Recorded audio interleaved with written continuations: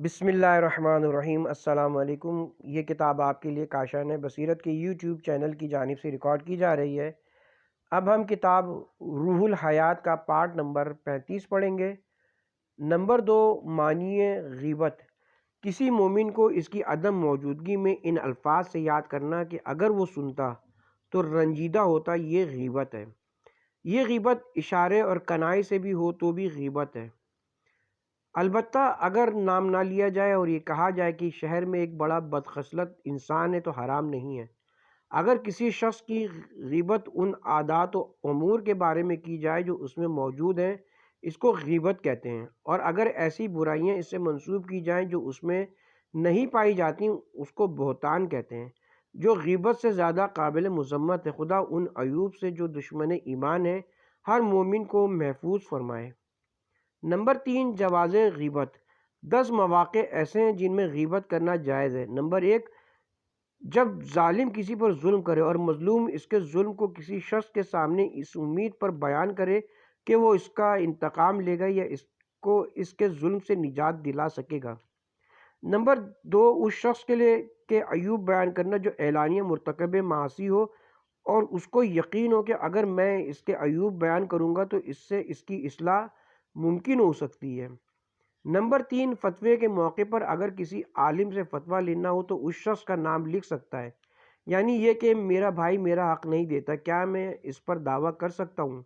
Number 4، اگر کوئی مومن کسی مومن سے کسی کے متعلق مشورہ لے کے میں اس شخص کو اپنا مال دے سکتا ہوں یا بطور امانت اس کے پاس رکھ سکتا ہوں تو اس کو صحیح مشورہ دے، اور اگر کوئی خرابی ہو تو اس کو واضح کر دے۔ نمبر 5، اہل بدعت کی بدعتوں کو جو دین کو سرحد نقصان پہنچا رہی ہوں بیان کرنا جائز ہے۔ نمبر 6، خطائے اجتہادی کو اگر کوئی دوسرا مجتہد بیان کرے اور یہ کہے کہ فلاں مجتہد نے یہ خطا کی ہے تو جائز ہے۔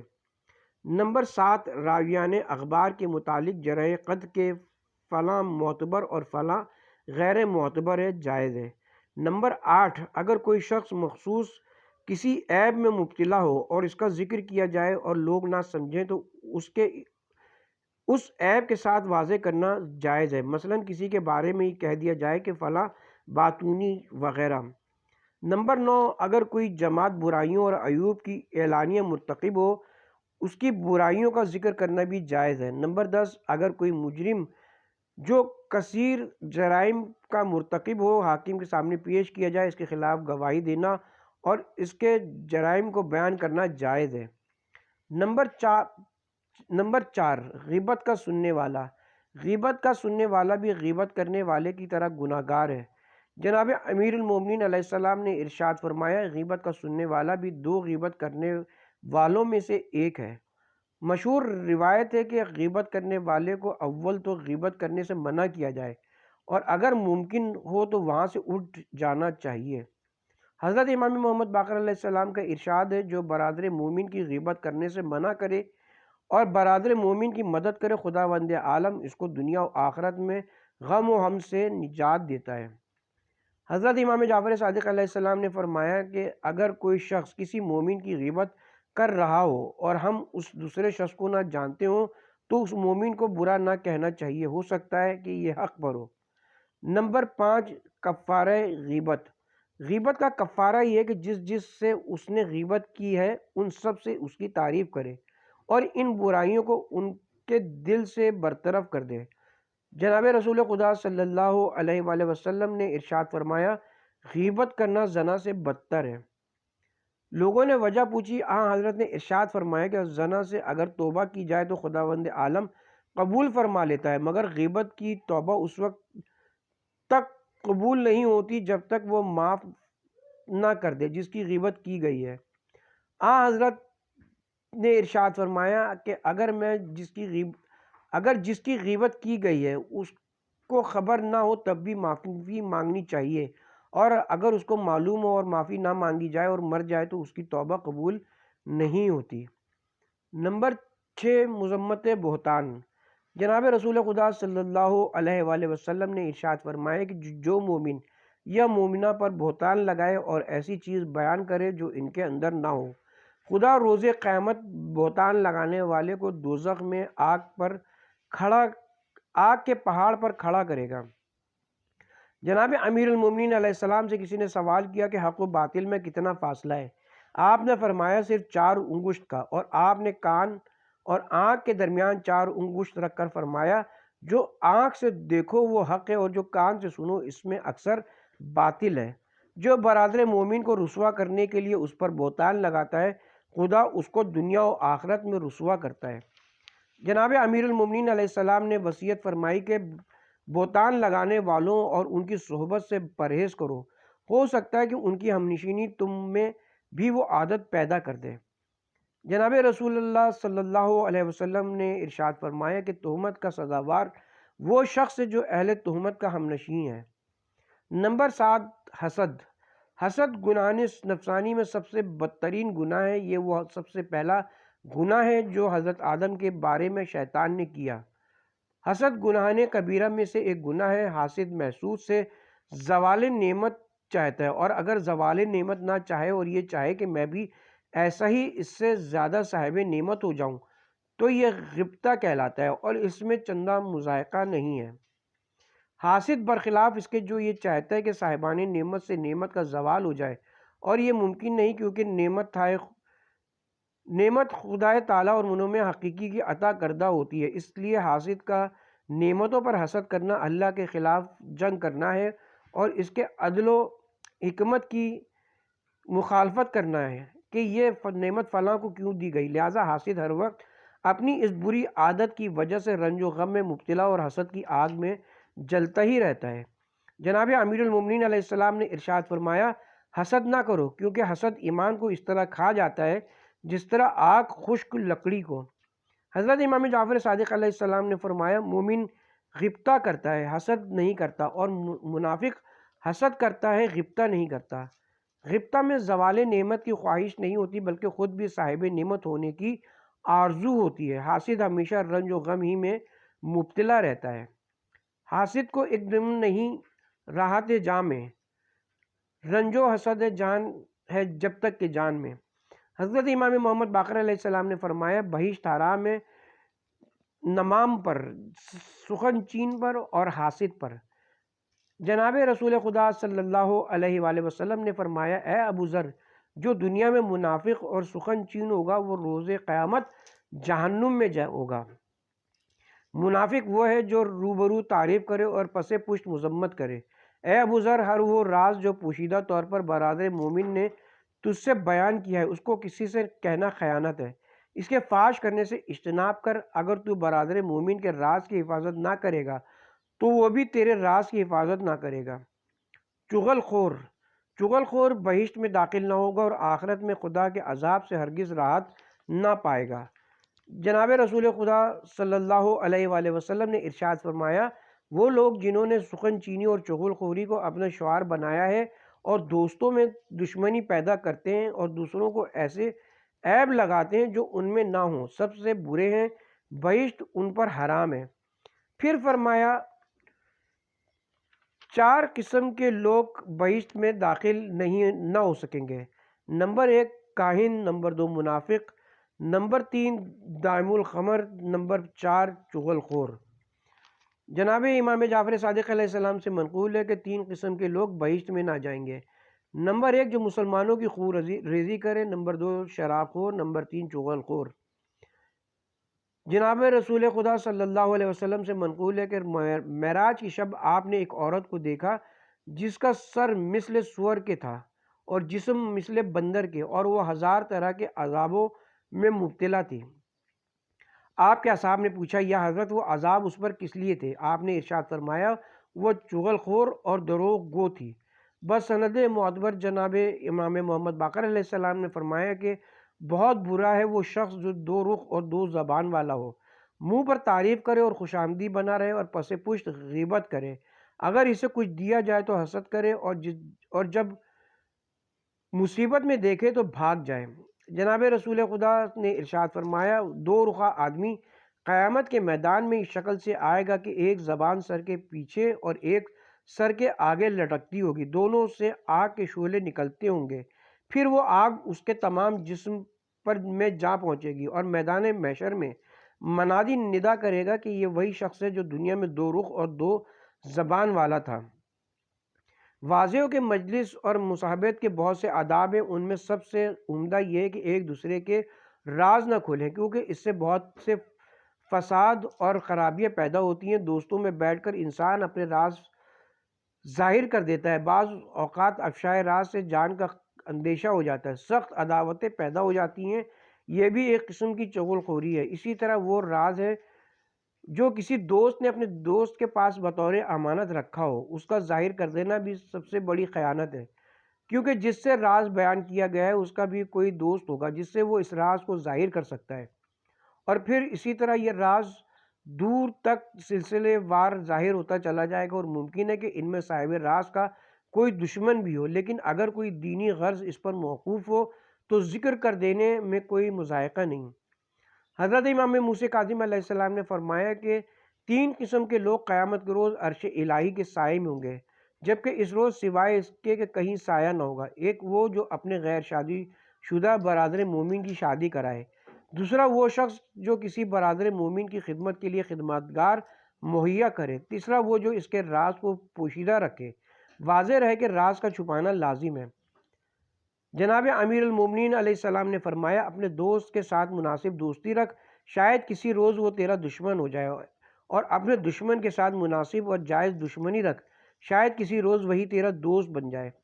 اے ابو ذر، اہل دنیا کے اعمال ایک جمعے سے دوسرے جمعے تک خداوند تعالیٰ کے سامنے 2 شنبہ اور 5 شنبہ کو پیش کیے جاتے ہیں، پس ہر ایک شخص کے گناہ اللہ تعالیٰ بخش دیتا ہے، سوائے اس کے کہ جس نے اپنے بھائی کے ساتھ دشمنی اور مخالفت رکھی ہو۔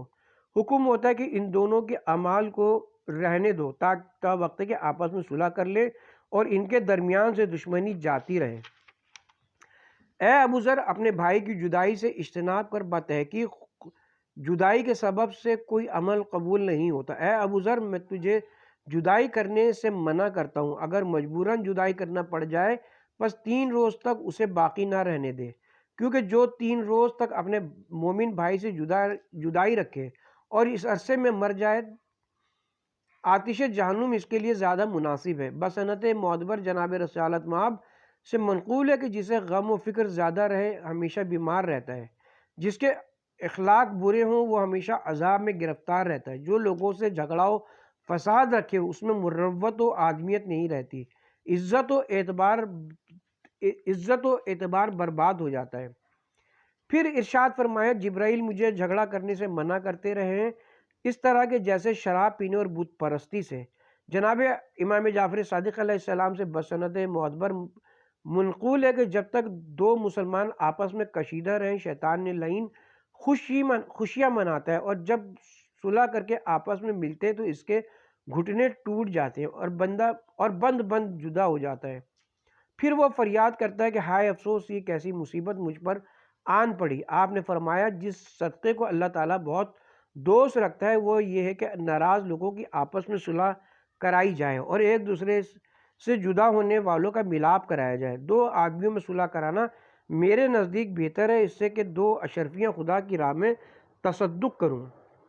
تکبر، اے ابو ذر، سب سے زیادہ جہنم میں جانے والے متکبر لوگ ہوں گے۔ کسی نے عرض کیا، یا حضرت، تکبر سے بچنے کی کیا صورت ہے؟ آپ نے ارشاد فرمایا، جو شخص پشم کا لباس پہنے، دراز گوش پر سواری پسند کرے، اپنی بکری کا دودھ خود نکالے اور مساکین کے ساتھ بیٹھ کر کھانا کھائے، اور جو شخص اپنا سامان خود اٹھائے، وہ تکبر سے بری ہے۔ اس سے مراد یہ ہے کہ آدمی بہر صورت منکسر المزاج ہو جائے، تب ہی وہ تکبر سے محفوظ رہ سکتا ہے۔ اے ابو ذر، جو کوئی فخر و تکبر سے اپنا کپڑا پیچھے لٹکاتا ہوا چلے، خداوند عالم قیامت کے روز اس کی طرف نظر رحمت نہ کرے گا۔ جو شخص اپنے پیراہن کا دامن سمیٹ کر چلے، یعنی عرب کے متکبروں کی طرح نہ چلے، اپنے جوتے کی خود مرمت کرے اور خدا کے سامنے اپنا منہ خاک پر رکھے، وہ شخص تکبر سے بری ہے۔ عنقریب میری امت میں ایسے لوگ بھی ہوں گے کہ وہ زیادہ نعمت اور دولت والے گھروں میں پیدا ہوں گے، ناز و نعمت کے ساتھ عمدہ خوراک اور لذیذ غذاؤں سے پرورش پائیں گے۔ خوش آمدی شعراء ان کی تعریف لکھیں، یہ لوگ میری امت کے برے آدمی ہوں گے۔ باب نمبر 14، مصابہ۔ نمبر 1، مذمت تکبر۔ سب سے پہلے یہ گناہ شیطان سے صادر ہوا جبکہ اس سے حضرت آدم علیہ السلام کو سجدہ کرنے سے انکار کیا۔ جناب امیر المومنین علیہ السلام نے اپنے خطبہ قاسیہ میں ارشاد فرمایا کہ اس خدا کی ہزار بحمد و سپاس جس نے اپنی خاص صفات عزت اور کبریائی کو قرار دیا اور ان دو صفات کو صرف اپنے ہی لیے اختیار فرمایا، دوسروں پر حرام قرار دیا، اور مخلوق میں سے جو بھی ان دو صفات کا دعوے دار ہو اس پر لعنت فرمائی۔ سب سے پہلے کبریا نے ملائکہ کا امتحان لیا، فرمایا کہ میں ایک بشر مٹی سے خلق کرتا ہوں، جب پیدا کر کے اس میں اپنی روح پھونک دوں تو تم سب اس کو سجدہ تعظیمی کرنا۔ سب فرشتوں نے خدا کے حکم سے آدم کو سجدہ کیا، مگر شیطان نے تکبر کیا اور کہا یہ مٹی سے پیدا ہوا ہے اور تو نے مجھے آگ سے خلق فرمایا ہے، لہٰذا میں اس سے افضل ہوں۔ اس معبود حقیقی کی قسم کے خود شیطان پیشوائے متکبرین میں سے قرار پایا، اور کیونکہ خدا کے سامنے تکبر سے پیش آیا اور اللہ کی اطاعت سے انکار کیا، لہٰذا دنیا و آخرت دونوں میں ذلیل ہوا۔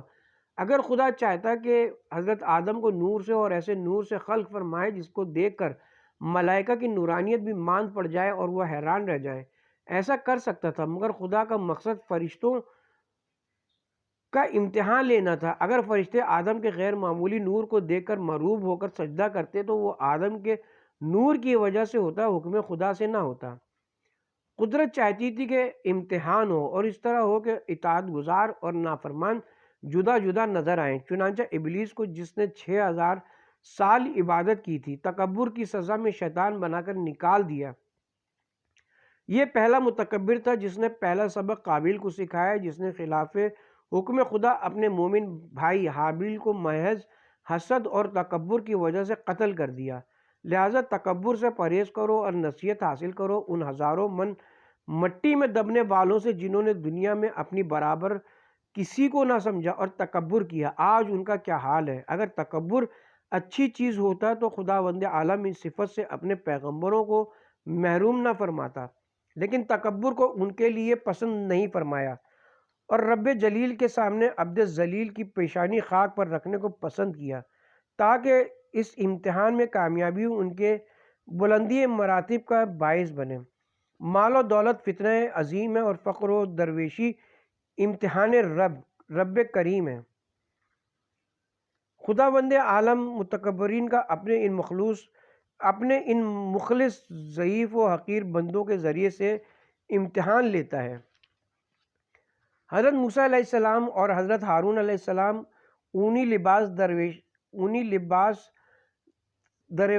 درویشانہ پہنے ہوئے عصا ہاتھ میں لیے فرعون کے دربار میں پہنچے اور فرعون سے کہا کہ اگر دائمی حکومت اور بلند عزت چاہتا ہے تو شرط یہ کہ اسلام قبول کر لے۔ فرعون یہ سن کر ہنسا اور اہل دربار سے کہا کہ یہ دو فقیر جن کے پاس نہ پہننے کو کپڑے ہیں نہ جاہ و جلال ہے، ہاتھ میں درویشانہ عصا لیے ہوئے مجھ سے کہتے ہیں کہ ہم تجھے ملک باقی اور عزت جاویدانی دیں گے۔ اگر یہ اس قدر با اختیار ہیں تو ان کے پاس حکومت و دولت کیوں نہیں؟ ان کے پاس سونے کے کنگن بھی نہیں ہیں۔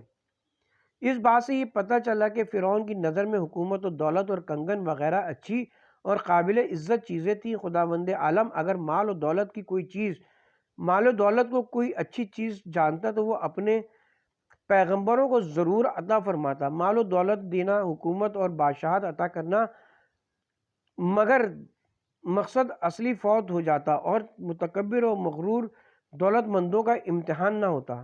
رسول اور پیغمبر اگر صاحب ملک کو جا ہوتے تو متکبر ان کے سامنے خدا کے لیے نہیں بلکہ مال و دولت کے لیے جھکتے، مگر خدا چاہتا تھا کہ یہ دیکھے کہ اس کے مخلص بندے کون کون ہیں۔ اسی طرح خدا نے چند معمولی پتھروں اور مٹی سے اپنا گھر بنایا۔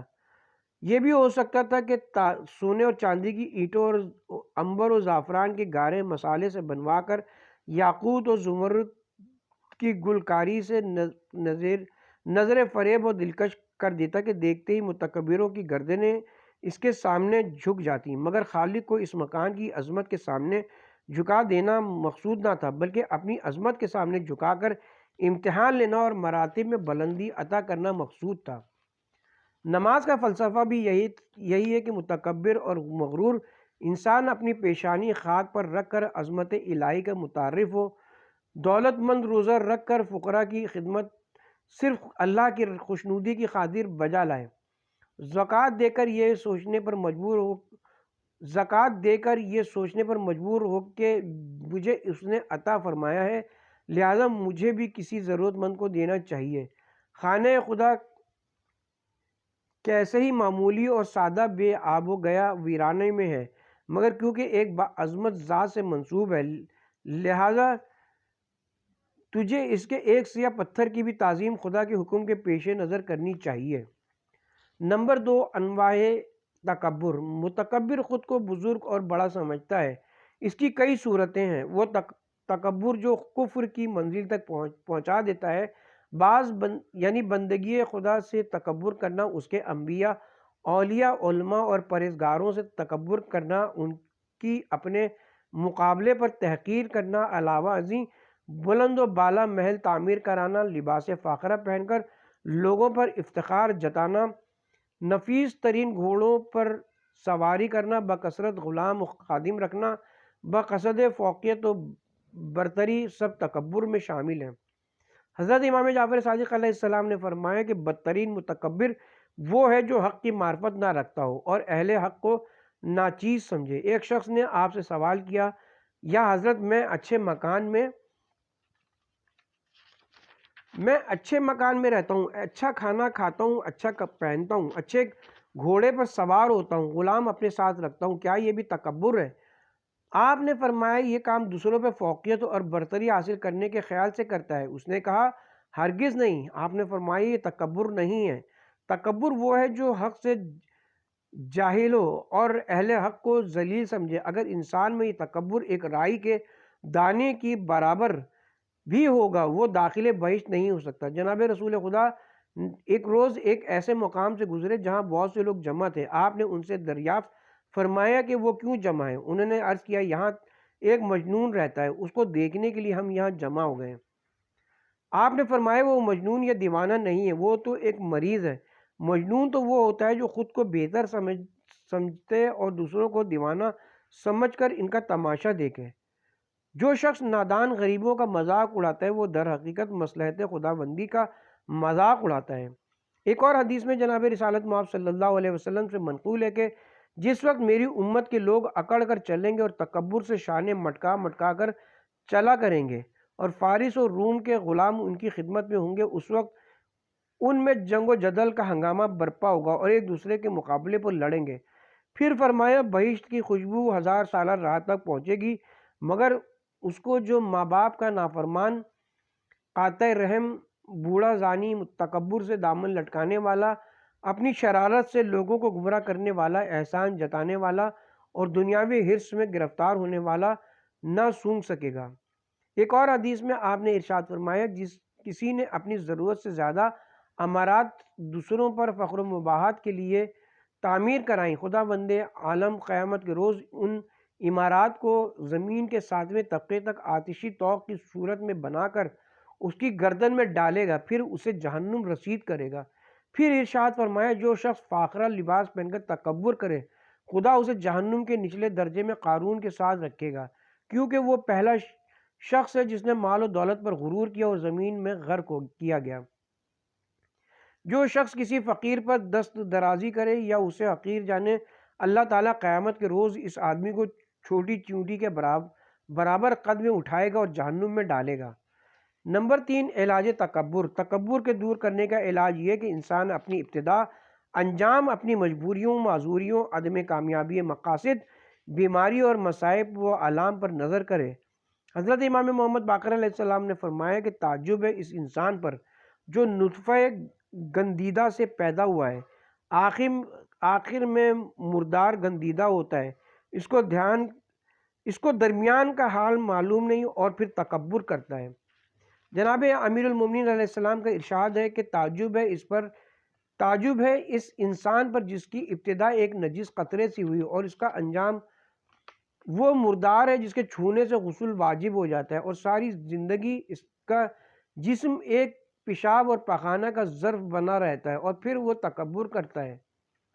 جو شخص چاہتا ہے کہ تکبر کو اپنے اندر سے دور کرے، اس کو چاہیے کہ وہ اپنے خادم کے ہمراہ کھانا کھائے، بکریوں کا دودھ خود نکالے، فقراء کی صحبت میں بیٹھے، اغنیاء کی صحبت سے پرہیز کرے۔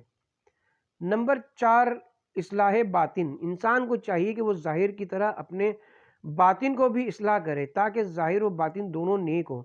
باطن کی طرح اپنے ظاہر کو بھی خراب کرنا اور یہ کہنا کہ یہ اس کے لیے مستحسن ہے کہ لوگ ہمیں اچھا نہ سمجھیں، جو صوفیوں کا طریقہ ہے، ہرگز جائز نہیں۔ در پردہ گناہ کرنے سے بظاہر گناہ کرنا زیادہ قبیح ہے۔ آقا کی بظاہر مخالفت کرنا زیادہ باعث ناراضگی ہے نسبتاً پس پشت مخالفت کرنے یا برا کہنے کے۔ شریعت اس کی اجازت نہیں دیتی۔ قرآن مجید میں کہ اللہ اس بات کو پسند نہیں کرتا کہ کوئی کسی کو بظاہر اور اعلانیہ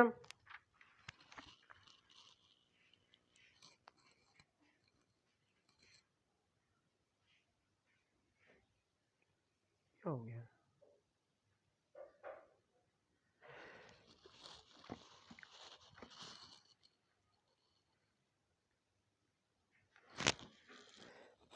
قرآن مجید میں ہے کہ اللہ اس بات کو پسند نہیں کرتا کہ کوئی کسی کو بظاہر اور اعلانیہ برا کہے، مگر ظالم کی برائی مظلوم کر سکتا ہے۔ پارہ نمبر 6 آیت نمبر 1۔ نمبر 5، کمبل پوشی۔ کمبل کا لباس پہننے میں اہل سنت کی حدیثوں میں بہت کچھ تعریفیں ہیں۔ شیعہ کی بعض احادیث میں اس کی مذمت ہے اور بعض میں تعریف، مگر تعریف والی حدیثیں تقیہ پر محمول ہیں۔ اگر کمبل کا لباس عبادت کے وقت یا اس کے علاوہ تواضع اور عاجزی کی غرض سے یا سردی سے حفاظت کے لیے یا کم خرچ سمجھ کر پہنا جائے تو کوئی مذائقہ نہیں، لیکن ہمیشہ کے لیے اسے اپنا مخصوص لباس بنانا اور اس کے ذریعے سے دوسروں پر اپنے آپ کو ترجیح دینا اور ممیز بنانا برا ہے۔ بسند معتبر جناب امیر المومنین علیہ السلام سے منقول ہے کہ روئی کا لباس پہنو، کیونکہ یہ جناب رسول خدا صلی اللہ علیہ وسلم اور ہم اہل بیت کا لباس ہے۔ جناب رسول خدا صلی اللہ علیہ وسلم بالوں یا پشم کا لباس بغیر ضرورت و عذر کے ہرگز نہ پہنتے تھے۔ جناب رسول خدا صلی اللہ علیہ وسلم نے ارشاد فرمایا، 5 باتوں کو میں مرتے دم تک کبھی نہ چھوڑوں گا تاکہ میری سنت ہو جائے۔ نمبر 1، زمین پر بیٹھ کر غلاموں کے ساتھ کھانا کھانا۔ نمبر 2، جھول اور پالان پڑے ہوئے دراز گوشت پر سوار ہونا۔ نمبر 3، اپنے ہاتھ سے بکری دھونا۔ نمبر 4، پشم کا لباس پہننا۔ نمبر 5، بچوں کو سلام کرنا۔ اے ابو ذر، آخری زمانے میں لوگ گرم و سرد موسموں میں پشم کا لباس پہنیں گے اور اسے فضیلت و برتری شمار کریں گے، جبکہ ان لوگوں پر زمینوں اور آسمانوں کے فرشتے لعنت کرتے ہیں اور بہشت کے حقدار غبار آلودہ پریشان زلف پرانے کپڑے پہننے والے اور لوگوں میں حقیر اور عدم توجہی والے ہوں گے۔ اگر یہ لوگ کسی امر کے لیے خدا کو قسم دیں تو خدا ان کی قسم قبول فرمائے اور حاجت پوری کرے۔ جناب رسول خدا صلی اللہ علیہ وسلم امور غیب سے باخبر ہونے کے باعث جانتے تھے کہ میرے بعد ایسے لوگ ہوں گے جو مکر و فریب سے کمبل پوشی اختیار کریں گے اور دھوکے سے دوسروں کو بدعت و گمراہی میں مبتلا کریں گے۔ اسی لیے آپ نے ارشاد فرمایا کہ اس لباس کو اختیار کرنے والے ملعون ہیں۔ ان کے فریب میں نہ آنا۔ یہ بھی آپ کا ایک بڑا معجزہ ہے کہ اس فرقے کی پیدائش سے پہلے اس کی خبر بھی دی اور مذمت بھی فرما دی تاکہ کسی کو شک و شبہ نہ رہے، اور جو آدمی اس فرقے صوفیہ کے گمراہ ہونے کا انکار کرے خدا اور رسول کی لعنت کا مستحق ہے۔ صرف کمبل پوشی ان کے لیے باعث لعنت نہیں، بلکہ اس کی وجہ شریعت حقہ کی تباہی، دین حق کی بے خونی اور کافروں و زندیقوں کے عقائد اختیار کرنا ہے اور شریعت کو ترک کر کے اپنی ایجاد کردہ بدعات کو لوگوں میں پھیلانا ہے اور راہ راست سے روکنا ہے۔ دوسری بہت سی احادیث صوفیہ فرقے کے باطل ہونے کو ظاہر کرتی ہیں۔ شیعہ علماء معتقدین اور متاخرین نے ان کی بہت کچھ مذمت بیان کی ہے اور بے حد تکذیب کی ہے۔ بعض نے اس کے روبرو بطلان پر کتابیں لکھی ہیں، مثلا جناب علی بن بابویہ، جن کے خطوط مشکل مسائل شرعی کے استفسار میں حضرت صاحب الامر کی خدمت میں پہنچتے تھے اور وہاں سے جواب باثواب بھی آتے تھے، اور ان کے فرزند باسعادت محمد بن علی بن بابویہ جو شیعہ محدثین کے رئیس ہیں اور جناب صاحب العصر کی دعا سے تولد ہوئے، اس دعا میں آپ کی تعریف بھی مذکور ہے۔ اور جناب شیخ مفید علیہ رحمہ جو شیعہ مذہب کے ستون ہیں، اور بہت سے علماء اور محدثین ان جناب کے شاگرد ہیں۔ امام آخر الزمان علیہ السلام کی توقیع ان کے نام آئی، جس میں ان کی تعریف بھی مذکور ہے۔ انہوں نے ایک بڑی کتاب اس فرقے کے رد میں لکھی ہے۔ شیخ طوسی، علامہ ہلی اور شیخ شہید سب نے اس فرقے کے رد میں کتابیں تحریر فرمائیں، اور جناب شیخ علی نے ایک کتاب متائن مجرمیہ اس فرقے کے رد میں تحریر فرمائی۔ ان کے فرزند ارجمند جناب شیخ حسن نے عمدۃ المقال ان کے رد میں لکھی، اور شیخ عالی قدر جناب جعفر بن محمد دورستی نے اپنی کتاب اعتقاد میں خوب اس فرقے کی تردید کی ہے۔